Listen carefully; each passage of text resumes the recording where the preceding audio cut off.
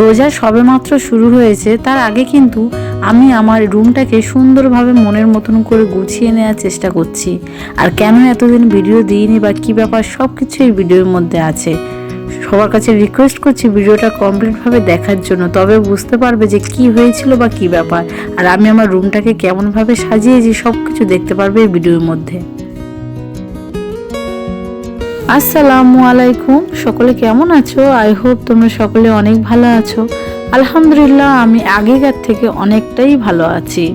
সকাল সকাল দেখো আমাদের কিন্তু রোজা শুরু হয়ে গেছে। অনেক দিন ধরে ভিডিও দিইনি, তার কারণ কি সব কিছু তোমাদেরকে বলবো, কিন্তু তার আগে সবার আগে আমার রুমটাকে আজকে পরিষ্কার পরিচ্ছন্ন করব। আমার রুমটাকে আমি কেমনভাবে পরিষ্কার পরিচ্ছন্ন করলাম সেগুলো তোমাদেরকে শেয়ার করব। পর্দাগুলো অনেক দিন হয়ে গেছে যে কাঁচা হয়নি, সেই জন্য আজকে খুলে নিয়েছি, সেগুলো পরিষ্কার পরিচ্ছন্ন করব বলে। আর ওগুলো একটু ভিজিয়ে রেখে দিয়েছি। কি বলো তো, ভিজিয়ে রেখে দিলে না যে কোনো জিনিস পরিষ্কার পরিচ্ছন্ন হতে অনেকটা সুবিধা হয়, তো সেই জন্য করে একটু ওইগুলো ভিজিয়ে নিয়েছি। আর এদিকে দেখো মাদুরগুলো, এটা পুকুর হলে না খুবই সুবিধা হয় ধুতে, কিন্তু এটা তো পুকুর নয়, এটা যেহেতু কল, তো কলের মতন আর কি যেটা সুবিধা হবে সেইভাবে মাদুরগুলো ধুয়ে নিতে হবে। যেহেতু রোজা চলে আসছে, আমাদের সব কিছু পরিষ্কার পরিচ্ছন্ন রাখতে হবে, পাক শাক করে রাখতে হবে। পাকটা হচ্ছে আসল ব্যাপার আমাদের ধর্মের মধ্যে। তো দেখো আমি সব কিছু পরিষ্কার পরিচ্ছন্ন করে নেওয়ার চেষ্টা করছি। আর এদিকে দেখো ডাব নিয়ে চলে এসেছি। রোজা কিন্তু শুরু হওয়ার আগের ভিডিও এটা, আর এখনও পর্যন্ত আমি একটাও রোজা রাখতে পারিনি, তার জন্য তোমরা কেউ কিছু মনে করো না প্লিজ। আর সবাইকে বলি, পক্স হয়েছিল আমার, সেই জন্য করে আমি ভিডিও দিতে পারিনি। আর তোমরা পক্সটাকে কী বলো আমি জানি না, তবে আমি এটা পক্স বলেই চিনি, তো সেই জন্য করে আমি ভিডিও দিতে পারিনি। আর এই যে গা ধোবো বলে মা পানি নিয়ে চলে এসেছিলো, ডাব নিয়ে চলে এসেছিলো গোসলটা করে নেব বলে, সেই জন্য করে ডাবটা নিয়ে চলে এসেছে। আর এদিকে দেখো রুমটাকে সাজানোর জন্য কি কি লেগেছে আমার, আর কি কি কিনেছি দেখো তোমাদেরকে। তোমরা আগে হয়তো অনেকের লক্ষ্য করেছো যে আমার ঘরে না একটাও ঘড়ি নেই। ফোনের ঘড়ি দেখে দেখে আমাদেরকে সময় বেছে নিতে হয়, সেই জন্য করে ঘরে একটা ঘড়ি নিয়ে চলে এসেছি। আর এদিকে পক্স হয়েছিল যেহেতু, সেই জন্য করে গোসল করবো বলে মা ডাব নিয়ে চলে এসেছে, সেই জন্য করে আজকে গোসল করে তবে ভিডিও শ্যুট করব তোমাদেরকে দেখানোর জন্য। আর এদিকে এই ফুলগুলো কিনে নিয়ে এসেছি, জানো এক একটা ফুল 20 টাকা করে পিস নিয়েছে। তা ভাবলাম এই ফুলগুলো যদি ঘরের মধ্যে দিয়ে দিই আরও খুব সুন্দর লাগবে। হাতে দেখো তোমরা অনেকে আমার হাতে লাল পলার মতন টাইপের দেখেছিলে, আমি কিন্তু সে দুটো খুলে দিয়ে কালো দুটো পরেছি। কেন বলো তো, কারণ হচ্ছে এটাই, সে লাল দুটো না একটু চওড়া ছিল, আর হাতে যেহেতু অনেকগুলোই বেরিয়েছে সেই জন্য করে হাতে একটু প্রবলেম হচ্ছিল বলে আমি লাল পলা দুটো খুলে দিয়ে আর কি এটা কালো দুটো পরেছি। তো দেখো আমার কিন্তু পর্দাগুলো কাঁচা কমপ্লিট হয়ে গেছে। আর এদিকে চলে এসেছি পর্দাগুলো লাগানোর জন্য। যেহেতু আমি তোমাদেরকে বললাম যে আজকে আমি আমার ঘরটা মনের মতন করে গুছাবো। এতদিন দরমা ঘরে ছিলাম, মাটির ঘরে ছিলাম, আর সেখানে তো কি বলতো চারিদিকে ফাটাফুটি নিয়ে তোমাদেরকে ভিডিও করেছি। এটা নিজস্ব বাড়ি না হলেও এটা তো ভাড়া বাড়ি, ভাড়া বাড়িটাকে নিজের ভেবে খুব সুন্দরভাবে সাজিয়ে নেবো ঠিক আমার মনের মতন করে। তোমাদের কিন্তু আমার আজকে ঘর সাজানোটা কেমন হয়েছে সেটা কিন্তু দেখার জন্য পুরো ভিডিওটা তোমাদেরকে দেখতে হবে। আর রিকোয়েস্ট করছি কেউ কিন্তু প্লিজ ভিডিওটা স্কিপ করবে না, স্কিপ করলে কিন্তু অনেক কিছু তোমাদের মিস যাবে। আর আমার এই ভিডিওর মধ্যে যদি কিছু ভুল বলে থাকি কিংবা কিছু ভুল হয়ে থাকে, তোমরা কিন্তু অবশ্যই আমাকে জানিয়ে দেবে যে এই জিনিসটা আমার ভুল হয়েছে, সেটাকে আমি তাহলে সূত্রে নিতে আমার সুবিধা হবে যে নেক্সট টাইমে যাতে আমার এই ভুলগুলো না হয়ে থাকে। তো এদিকে দেখো আমি আমার মনের মতন করে ঘরটা করছি। হঠাৎ করে যেদিনকে তোমাদেরকে কথাটা বলি, আমি এর মধ্যে অনেক আমার হিস্ট্রি আছে, আমার লাইফে অনেক কথা আছে যেগুলো তোমাদের জানানোটা অবশ্যই দরকার। কেন ভিডিও দিইনি বা কী ব্যাপার সব কিছু তোমাদেরকে এই ভিডিওর মধ্যে আমি বলবো। তো চলো শুরু করে নিই। তোমরা এদিকে ঘর গুছানো দেখো আর আমার কথাগুলো তোমরা মন দিয়ে শোনো। আশা করছি তোমাদের খুব ভালো লাগবে, কিংবা তোমাদের সব প্রশ্নের উত্তর তোমরা এই ভিডিওর মধ্যে পেয়ে যাবে। হঠাৎ করে তোমরা যে লাস্ট ভিডিওটা যেদিনকে দেখতে পেয়েছিলে সেই দিনকে রাত্রেবেলায় গা হাত পাগুলো একটু জ্বালা জ্বালা করছিল, তো ভাবলাম হয়তো এগুলো হতে পারে। তো দেখলাম হাতে দুটো ফোসকা টাইপের পড়েছে, তো শুধু চুলকাচ্ছে কিন্তু তার মাঝখানে জ্বালা জ্বালাও করছে। তো ভাবলাম হয়তো আমি রান্না করতে গিয়ে ফোসকা টাইপের পড়তে পারে, কিন্তু কি করব বলো, কিছু করার নেই। তারপরে সেই রাত্রেবেলা তোমাদের দাদাভাই বাড়িতে ছিল না, তোমাদের দাদা ভাইয়ের কাছে একটা ফটো তুলে পাঠায়। আমার একটু সন্দেহ ছিল যে এটা হয়তো পক্স হতে পারে, কিন্তু এত ব্যথা ছিল, এত কষ্ট ছিল, এই অবস্থায় কি করব বলো। তো যাই হোক, বারবার নামটা নেব না আমি। তো এই অসুস্থ অবস্থায় তারপরে তোমাদের দাদাভাইকে দেখালাম। তোমাদের দাদাভাই দেখে বলছে হ্যাঁ এটাই হয়েছে, তুমি একটু সাবধানে থেকো। এর উপরে সাবধান আর কি বলবো বলো। পুরোপুরি রেস্ট ছিলাম। তোমরা যেহেতু আমার সংসারে কাজকাম দেখতে পছন্দ করো, আর আমার সংসারে কাজকাম না আমি কতদিন হয়ে গেছে আমি করি না, সেই জন্য করে সবই আমার মা এসে করতো। কি তোমাদেরকে শেয়ার করবো বলো। তোমরা আমি একটু ঘুরলে তোমরা পছন্দ করো না সেগুলো, তোমরা আমার সংসারের কাজকামগুলো দেখতে এতটাই ভালোবাসো যে আমি আনন্দে থাকলে সেগুলো তোমরা পছন্দ করো না, সেইগুলো কিন্তু আমি তোমাদেরকে দেখাতে পারিনি সেই জন্য করে। আর এইদিকে দেখো, আমার মা যেহেতু আমার সংসারে কাজকাম করতো, মাকে দিয়ে তো আর ভিডিও করা যায় না, সেই জন্য করে কিছুদিন ভিডিওটা আমি স্কিপ করে রেখে দিয়েছিলাম। আরও তার মধ্যে আরও একটা জিনিস ঘটে গেছে, যে মানুষটাকে আমি খুবই ভালোবাসতাম, খুবই সম্মান করতাম যে মানুষটাকে, সে মানুষটা আমাদের জীবনে আর নেই। মানে আমার নানা সৌর, মানে আমার শাশুড়ির আব্বা কিছুদিন আগে ইন্তেকাল করেছে, মানে উনি মারা গেছে। সকলে তার জন্য দোয়া করো, উনি যাতে জান্নাতবাসী হতে পারে, আল্লাহ যাতে ওনার জান্নাতে পাঠাতে পারে। উনি খুব একটা ভালো মনের মানুষ ছিল, আমাকে খুবই ভালোবাসতো, আমাকে খুবই সম্মান করতো। তো সে মানুষটাকে হারিয়ে কিছুদিনের জন্য সত্যি আমার, কিছুদিনের নয় মানে এখনো পর্যন্ত মনটার মধ্যে কেমন একটা করে যে আমি হয়তো খুব কাছের একটা মানুষকে হারিয়েছি। তো যাই হোক, তোমরা সকলে দোয়া করো মানুষটার জন্য, আল্লাহ যাতে ওনার ভালো লাগে। তো ভালো দিনেই মরেছে সবার, মানে আমি যখন কাঁদছিলাম তখন সবাই বলছিল যে ভালো সময়ে মরেছে উনি। তবে কি বলতো, হঠাৎ করে অসুস্থ হয়ে হঠাৎ করে এরকমই অবস্থা হয়েছে। তো সবার কাছে দোয়া করছি ওনার জন্য, কিন্তু দোয়া করো তোমরা সকলেই। রোজার মাসে আমার নানি শাশুড়ি তো সত্যি খুবই ভেঙে পড়েছে। কি বলতো, জোড়া দুটো পাখি ছিল, তো দুজন দুজনকে না হলে চলতো না, দুজন দুজনকে না হলে থাকতে পারতো না। তো তোমরা বলো এই অবস্থা আমি কি করে ভিডিও দেবো বলো। আমার আমার শরীর খারাপ, সেই অবস্থা আমার নানা ষোলোটা ইন্তেকাল করেছে। তো এই সব নিয়ে আমি তোমাদেরকে কি করে ভিডিও দেব। সেই জন্য করে সত্যি মনের অবস্থাটা এতটাই খারাপ ছিল, এতটাই মানে আমি অসুস্থ হয়ে পড়েছিলাম। এখনও পর্যন্ত আমার গলার সাউন্ডটা তোমরা শুনলে বুঝতে পারবে যে আমি পুরোপুরি সুস্থ নই। তারপরে হ্যাঁ, আমার গোসল করা হয়ে গেছে, কিন্তু তার মধ্যেও মানে আমি এই অবস্থা অনেকটা জার্নিং করেছি, তো সেই সব কারণে আর কি আমার শরীরটা আরও একটু বেশি অসুস্থ হয়ে পড়েছে। তো চেষ্টা করি যেন প্রতিদিন তোমাদেরকে ভিডিও দেওয়ার জন্য, কিন্তু সত্যি কথা বলতে এই অবস্থা না মানে, আচ্ছা তোমরা ভাবো তো এইরকমই যদি তোমাদের বাড়ি ফ্যামিলি যদি কারোর শরীর খারাপ হতো, তোমরা কি ভিডিও করতে পারতে? তো আমার মনের অবস্থাটা ঠিক সেই রকমই ছিল, সেই জন্য করে আমি কিন্তু ভিডিও শ্যুট করতে পারিনি। তো আমি এখন অনেকটা ভালো আছি, গলার সাউন্ডটা একটু ঠান্ডা লেগে গেছে, তবুও আলহামদুলিল্লাহ আমি অনেকটা ভালো আছি। তো যাই হোক, দেখো আমি কিন্তু আজকে আলমারি থেকে শুরু করে সবই কিছু গুছাবো। ঘরের দেয়ালে তো স্টিকারগুলো মারলাম, সব কিছু করলাম। তোমরা দেখলে কেমন লেগেছে সেটা কিন্তু অবশ্যই কমেন্ট করে বলবে। আর এই যে দেখো শোকেশের কাপড় চোপড়গুলো গুছিয়ে নিচ্ছি। অনেক দিন ধরে ভাবছিলাম যেন যে শোকেশের মধ্যে আমার আর তোমাদের দাদা ভাই কাপড় চোপড়গুলো রাখবো, সিরিন আর ছোটোবাবুর মানে ছোটোবাবুর আর বড়োবাবুর কাপড় চোপড়গুলো, যে নতুন আলমারিটা কিনেছিলাম ছোট, সেখানে ওদের দুই বোনের কাপড় চোপড়গুলো রাখবো। তো এইসব সারাদিন ভাবতে কতদিন ধরে ভাবছি, কিন্তু গুছানো আর হচ্ছে না। তো ভাবলাম ঈদের আগে কিছুটা কাজ যদি আমরা করে রেখে দিই, কারণ ঈদের সময় কাজের চাপটা অনেকটাই বেশি থাকবে। আর সারাদিন রোজার করার পরে না সংসারের কাজকামের দিকে একদমই মন যায় না।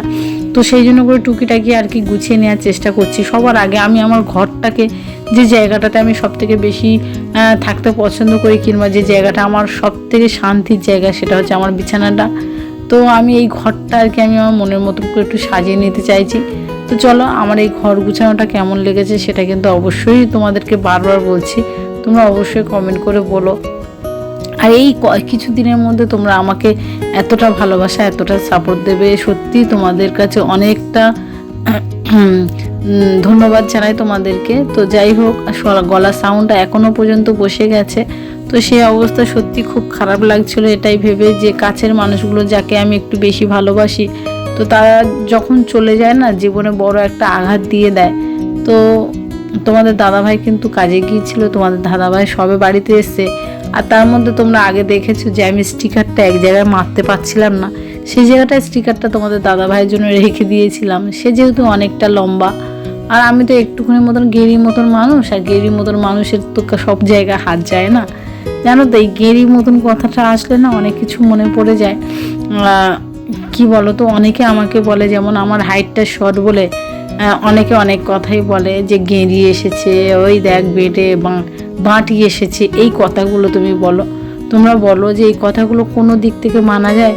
কিন্তু দেখো, একসময় যারা আমাকে নিয়ে হাসতো, যারা আমাকে এই কথাগুলো বলতো, তাদের বাড়ির বাচ্চাগুলো বলতে নেই এগুলো হয়তো খারাপ লাগবে, তাদের বাড়ির বাচ্চাগুলো আমার বাবুদের থেকেও অনেক ছোট, কিন্তু আমার বাবুদের থেকে তারা অনেকটা বড়।